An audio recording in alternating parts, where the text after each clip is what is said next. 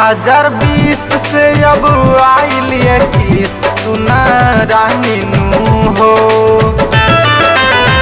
2020 से अब आइल 21 सुना रानी नू हो। नया साल में दे दा एगो किस्त निशानी सुना रानी नू हो। नया साल में दे दा एगो किस्त निशानी सुना रानी नू हो।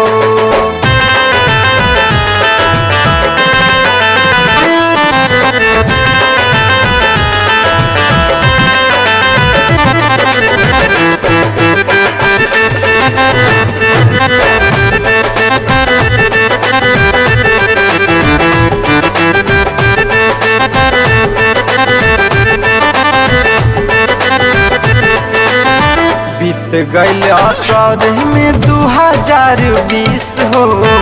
अब ले न देलू एगो प्यार भरल किस्त हो। हाँ हाँ बीत गईल असर में 2020 हो। अब ले न देलू एगो प्यार भरल किस्त हो।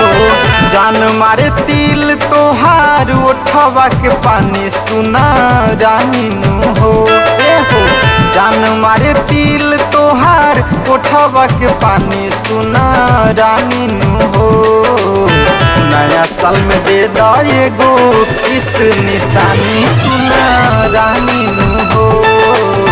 नया साल में दे दा एगो किस्त निशानी सुना रानी नू हो।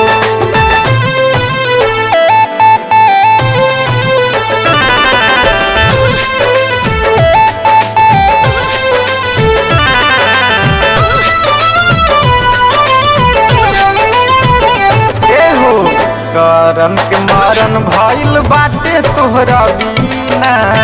दिन रात नींद चैन लागे न कहीं ना।